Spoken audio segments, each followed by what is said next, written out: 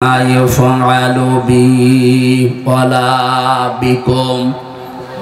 হে নবী, আপনি বলুন, আমি কোন নতুন রাসূল না, আমার আগে বহু রাসূলের দুনিয়াতে আল্লাহ পাঠিয়েছিলেন, তাদের ধারাবাহিকতায় আমিও এসেছি তোমাদের কাছে।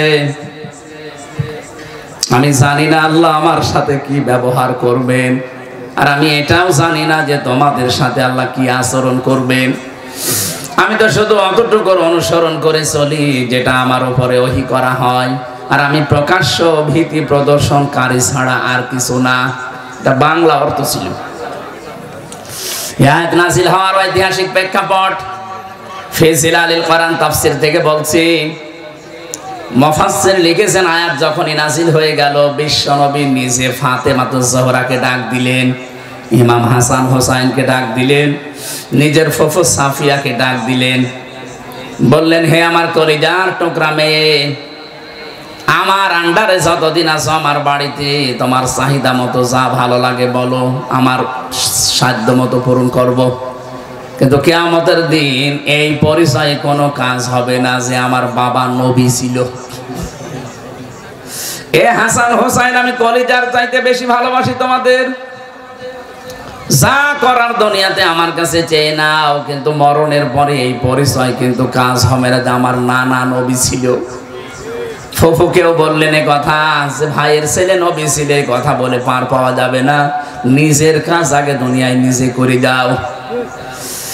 কিশোরগঞ্জবাসী আমাকে আজটা ভাবিয়ে তোলে যে নবীজি যদি নিজের মেয়েকে কথা বলতে পারে, নিজের জামাই, নিজের ফুফু, নিজের নাতি, এদেরকে সবচাইতে বেশি ভালোবাসতেন, এদেরকে যদি নবী এই কথা বলতে পারে, আমরা তো অনেক দূরের মানুষ। কথা বলেন ঠিক কিনা?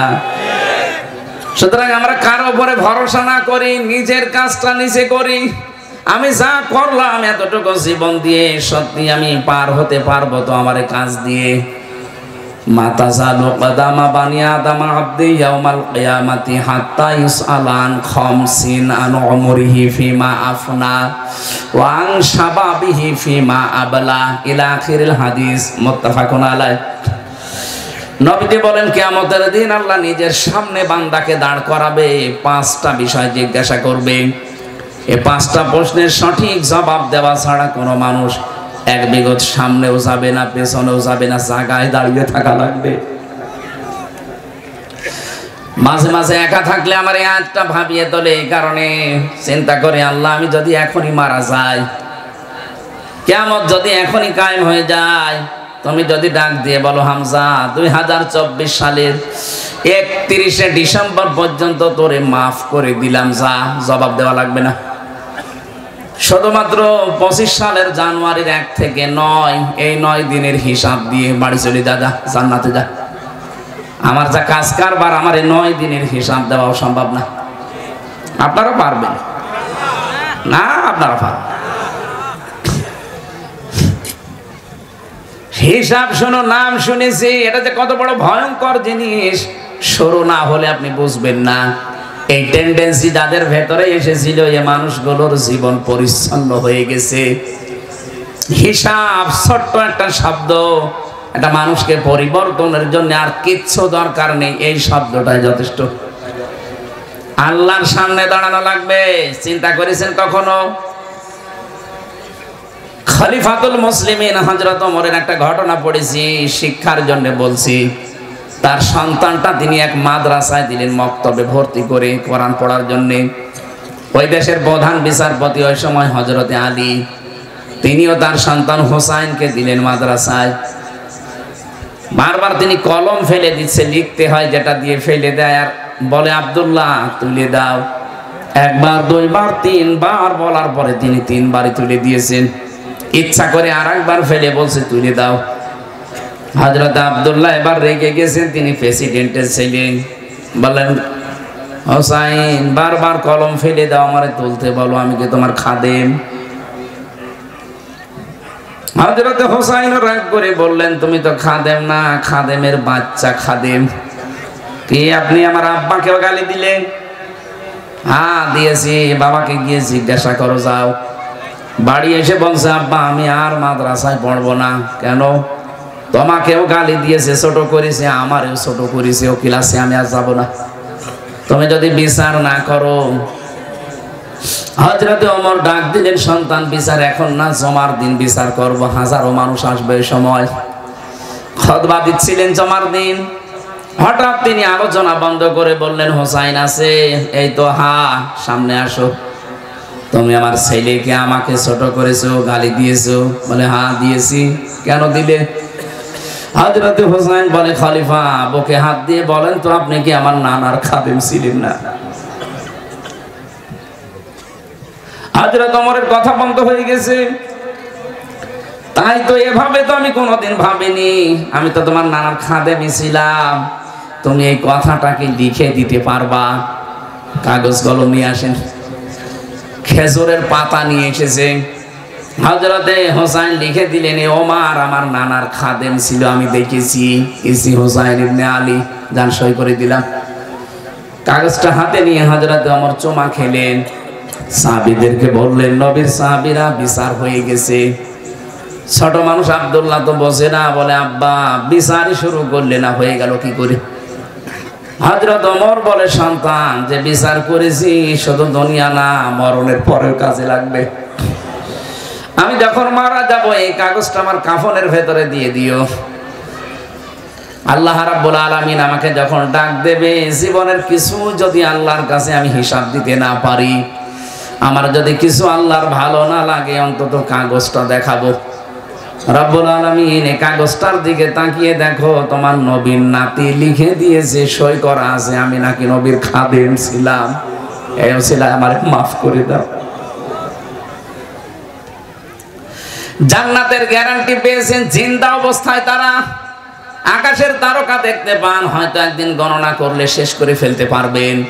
কিন্তু হযরত ওমর যত নেকির কাজ করেছিলেন মুসলমান হওয়ার পর থেকে, কোনো মানুষ যদি গণনা করে কোনোদিন শেষ হবে না।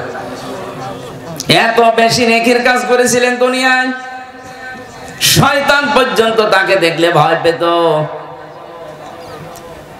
এই মানের মানুষ, তিনি যদি হিসাব নিয়ে আল্লাহর সামনে দাঁড়ানো নিয়ে এই চিন্তা ভাবনায় থাকে না, আমাদের কি করা উচিত বলেন তো?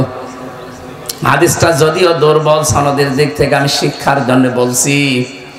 হযরত ওমর ইন্তেকালের 12 বছর পর তার এই সন্তান আব্দুল্লাহর সাথে দেখা হয়েছিল স্বপ্নে। হযরত আব্দুল্লাহ রাদিয়াল্লাহু তাআলা আনহু বলেন, আমি দেখলাম হযরত ওমর আমার বাবা সাদা কাফনের কাপড় পরে, সাদা কাপড় পোশাক পরে, ভেজা শরীর নিয়ে আসতেছে নদী থেকে। জিজ্ঞাসা করলাম, বাবা কোথায় ছিলেন? কতদিন আপনাকে দেখি নাই। হযরত ওমর বলে, সন্তান আমি দুনিয়ার জীবন আজ 12 বছর ছেড়ে দিয়েছি।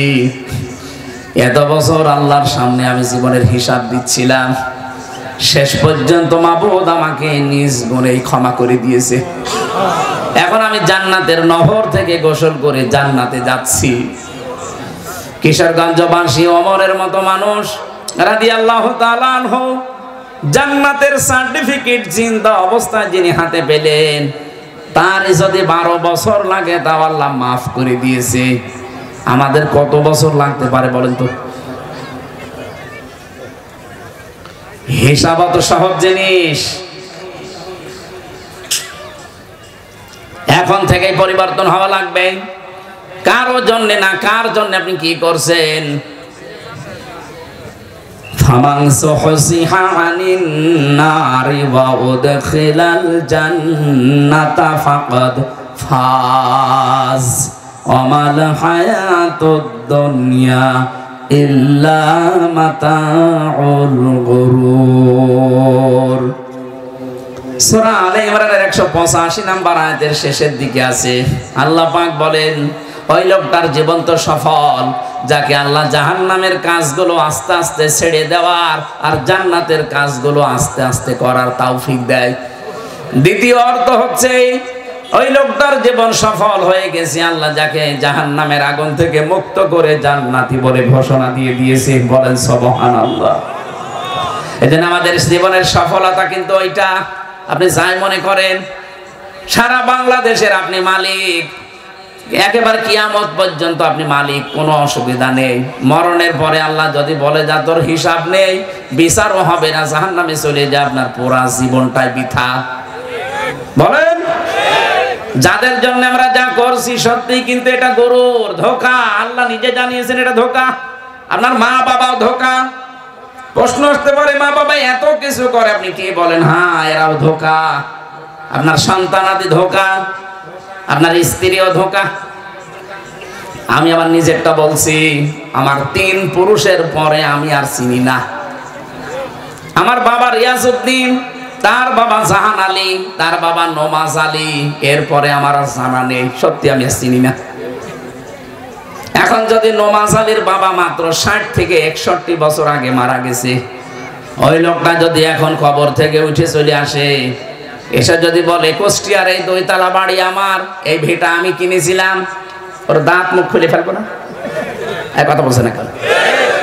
কিসের নমাজ আলীর বাপ আপনি? হ্যাঁ, আমি তো নমাজ আলীকে চিনি না। আর আপনি এসেছেন নমাজ আলীর বাপ পরিচয় দিয়ে ভিটার দাবি নিতে। ভণ্ডামি করার দরকার নেই। যদি জায়গা না পান, মসজিদে থাকেন, সকালবেলা কে পড়বেন? এক কথা বলছে না কেন? এইটা বলা হবে না, এইটার নাম দুনিয়া। এই জন্য আমরা যেন ধোঁকা খেয়ে বোকা হয়ে না থাকি। যেহেতু ধোঁকা খেয়েছিলাম, এখন আমরা সতর্ক হব। নবীজি যদি নিজের মেয়েকে বলতে পারে যে আমার পরিচয়ে কিচ্ছু হবে না, নিজের কাজ নিজে করো, আর আমাদের কোথায় আছি? আমরা বাংলাদেশে। বিশ্বনবীকে যদিও পরবর্তীতে লিয়াগফির লাকাল্লাহু মা তাকদ্দামা মিন যামবিকা ওয়া মা তাআখার, এই আয়াত নাযিল করার মাধ্যমে নবীজির আগে পেছনের সব কিছু আল্লাহ ক্ষমা করে দিয়েছেন। নবীজি যখন এটা বলছিলেন যে আমারটা কিন্তু এই পর্যন্ত, যে আল্লাহ আমাকে জানিয়ে দিয়েছেন যে আমার সব কিছু মাফ, কিন্তু তোমাদেরটা আমি জানি না। হযরতে আবু দারদা আয়াতের তাফসিরে দেখেছি, তিনি জিজ্ঞাসা করেন, হে রাসূল, আপনি তো আপনারটা বলে ফেললেন যে আপনার পেছনের সামনের সব মাফ, তা আমাদের কি অবস্থা হবে?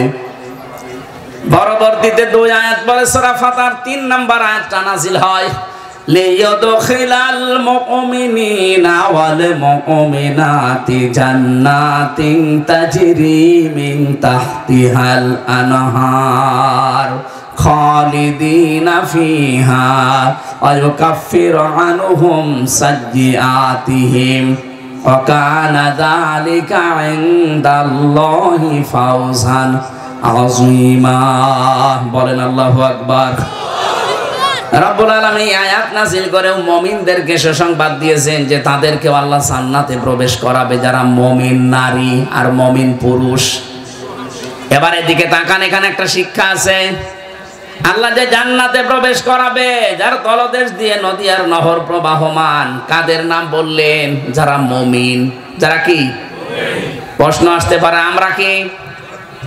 আমরা মুমিন না? এটা তো দাবি করা জিনিস না। মুমিন দাবি করতে হলে আগে একটা কাজ ছেড়ে দেওয়া লাগে, তারপরে আপনি ঈমানের দাবি করতে পারবেন। আমাদেরকে আল্লাহ বানিয়েছেন ইবাদতের জন্য। ইবাদত করার আগে একটা কাজ করা লাগে, ঈমান আনতে হয়। ঈমান আনার আগে আরেকটা কাজ করা লাগে, তাগুত ছেড়ে দিতে হয়। বাংলাদেশের দিকে তাকিয়ে আমি দেখেছি বহু মানুষ ঈমানের দাবি করে কিন্তু তাগুত ছেড়ে না দিয়ে। ফামাইয়াকফুর বিত্তাগুতি ওয়া ইউমিন বিল্লাহ, কোন মানুষ যদি ঈমান আনতে চায়, আল্লাহ বলেন তাকে আগে তাগুত ছাড়া লাগবে। ফাকাদ ইসতামসাকা বিল উরওয়াতিল ওয়াসকা লা ইনফিসামা লাহা, তাগুত ছেড়ে দিয়ে যদি ঈমানের দাবি করতে পারে, ওর ঈমান কখনো ছিঁড়ে যাবে না। কথা বুঝতেছেন? সে একটা এমন মজবুত রশি ধারণ করেছে যা কখনো ছিঁড়ে যাবে না। আজকে আমি বাংলাদেশের সাথে মিলিয়ে দেখেছি, যারা তাগুত ছেড়ে না দিয়ে ঈমানের দাবি করে, ওই মানুষগুলো বিপদে পড়লে আর ঈমান রাখতে পারে না। কিন্তু যারা তাগুত ছেড়ে দিয়ে ঈমানের দাবি করতে পারে, এই মানুষগুলোর যত সংসার বিক্ষুব্ধ তৈরি হোক না কেন, পৃথিবীর লোকটা ঈমান থেকে টলে না। কত মানুষ এই দেশের দিকে তাকান, ঝড় উঠেছে কিশোরগঞ্জ শহরে, এখান থেকে ওর বাতি নিভে গেছে। এরকম ইমানদার দেশে নেই। ডক্টর শফিকুল ইসলাম মাসুদ, আমি নাম ধরে বলছি কারণ আমি নিজে পরীক্ষিত। 57 দিন লোকটা রিমান্ডে ছিল। এইসব জায়গাগুলো কিচ্ছু নেই। পিটিয়ে ওরা সব ভেঙে দিয়েছে। দেলাওয়ার ভাইকে দেখেছিলাম এর তার গরম করে ওনার লজ্জা স্থানের ভেতরে ঢুকিয়েছে। সেনসিটিভ জায়গা এটা, কি কথা বলছেন এখানে?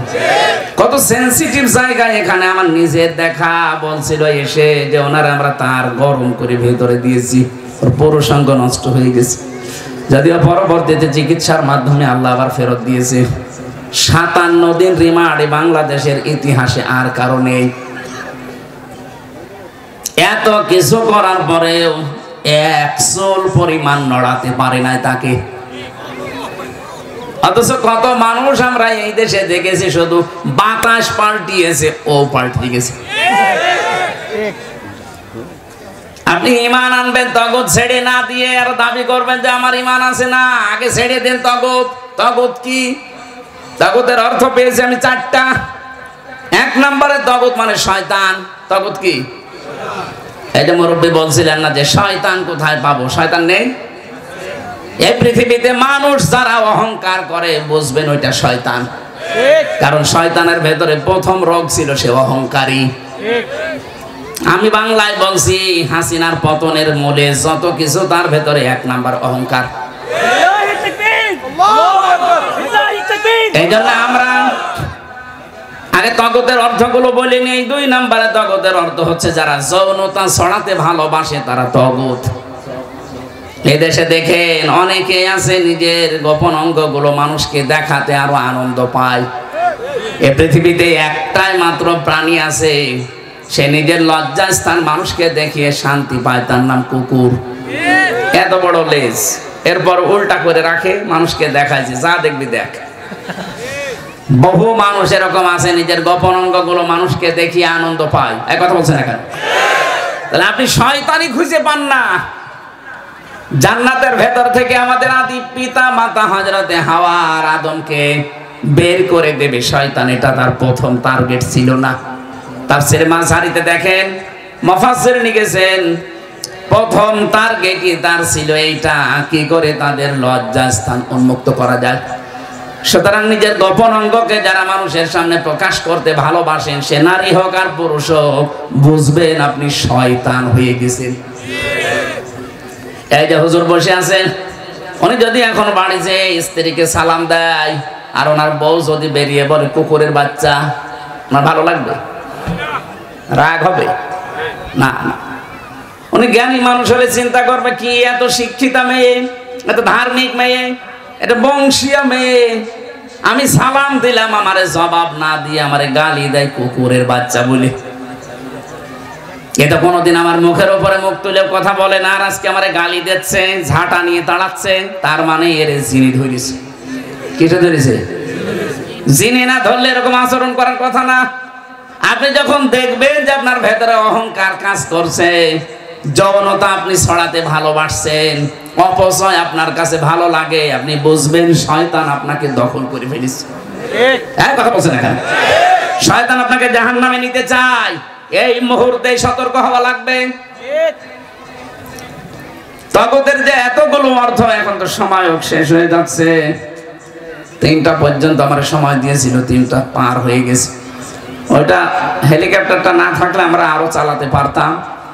এই যে ওয়ালা বিকুম, এই আয়াতের ব্যাখ্যায় ফি জিলালিল কোরআনে সাজ্জাদ কুতুবের সুন্দর সুন্দর কথা আছে। আপনারা আরো লেখাপড়া করেন, স্টাডি করেন এবং জীবনকে পরিবর্তন করার চেষ্টা করেন। আল্লাহ আমাদের তৌফিক দেন। আমি মেয়েদের জন্য আর কিছু বলতে পারলাম না এখন, কারণ আমার সময় দিয়েছিল 3টা, এখন 3টা 4 বাজে।